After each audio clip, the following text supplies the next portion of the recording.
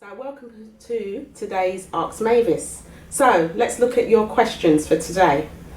Okay, so I have Jerry from Stratford, and his question is, I have a business idea, but I'm not sure if I should register as a sole trader or a limited company. Well, Jerry, what can I say? Yes, these are the things that we need to think about when we are starting our business in terms of your legal structure.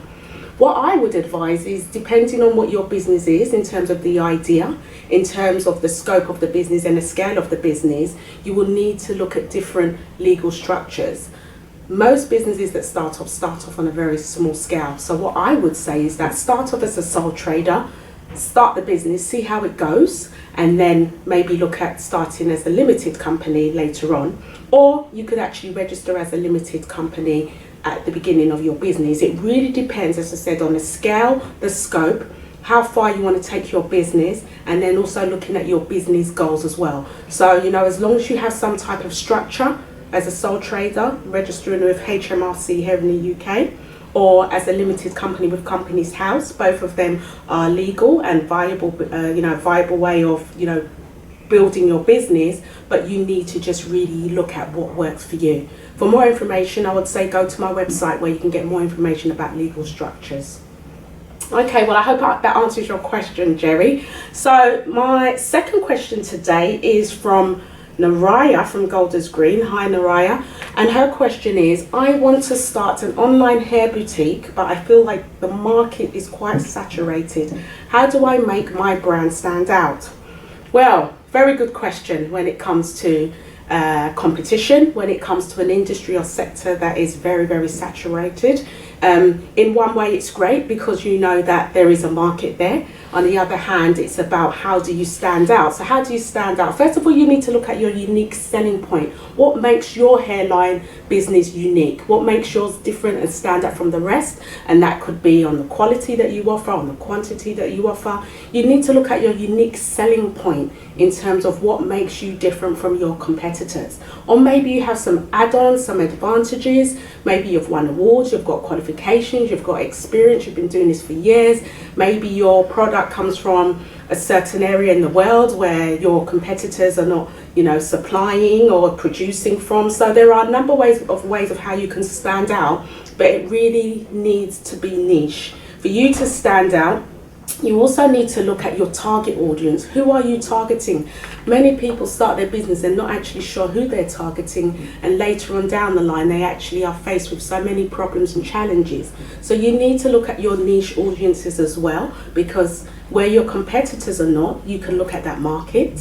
Where your competitors are, you need to look at better offerings. So you need to look at your niche, your unique selling point, what you can offer that your competitor is not offering, or what add-ons or incentives that you can add for your online hair boutique. So I hope that's answered your question, Naraya from Golders Green. For more information, you can go to my website to get more information and suggestions there. Okay, so my last question today is from Heather in Maidavale. And her question is, she says, my business recently started and it's now going into its first year anniversary, but it's yet to make a profit. What should I be doing? Well, what can I say, Heather? Well, anything you start, you need to have a plan. So what I would suggest, if you're about to celebrate your first year anniversary, congratulations, because you've made it through the first year, but how do you make a profit and make the business long term for the next 10, 15, 20 years? So really, I would say that you need to have a look at your business plan of when you first started. Every business plan that you put together, you always put some missions together, a vision, and also a goal. So when you first started your business, you had a vision, you had a mission, you had a goal. Look at what you wrote then and where you are now and see if you've accomplished that. Also, cash flow forecast, very, very important. Many businesses start with a passion, but they don't really look at the financial side of their business.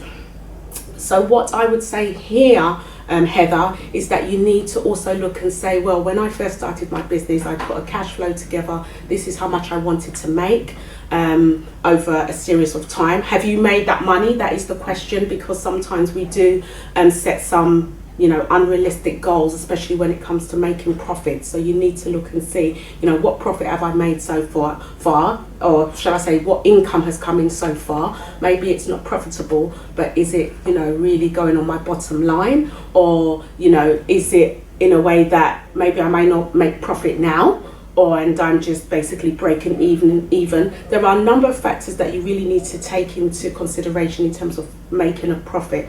But what I would say is look at your cash flow from when you started to where you are now, and then moving forward you need to look at a different type of way of gaining profit. So it could be your pricing. Your pricing may have to go up. You may have to increase your pricing. You may have to look at your offering, look at what your competitors are offering, and see if you can, maybe offer a little bit more and maybe charge a little bit more. It really also depends on your business as well. To make profit in the first year, not every business makes profit in the first year. Some businesses can make profit 3 years later. Again, it depends on the business, it depends on the industry, it depends on your mission, your visions, your goals. It also depends on your resources, what resources you have, and looking at a number of different areas that you could look at increasing profit. So what I would say to you, Heather, is go back to the drawing board in terms of where were you last year? What was your plan when you first started out? Have you achieved the money that you wanted to make, even though if you're not making a profit? If you're making a loss, why are you making a loss? What can you do to improve that? And then going forward, set yourself a 3-year goal on how you're going to make profit, all the things that you need to do. Many people talk about profit, about just making money. Yeah, that's fine, but you need to look at so many other elements like your marketing, your social media, your operations, your pricing. There's lots and lots of factors that need to be, kind of put in to your business plan, and then look at how do we make a profit. So I hope that's answered your question, Heather. And that's the end of Ask Mavis for today. I hope the information that I've given to you has been useful and viable, and you're going to use it in your business. Until next month, I see you at Ask Mavis next month. Thank you.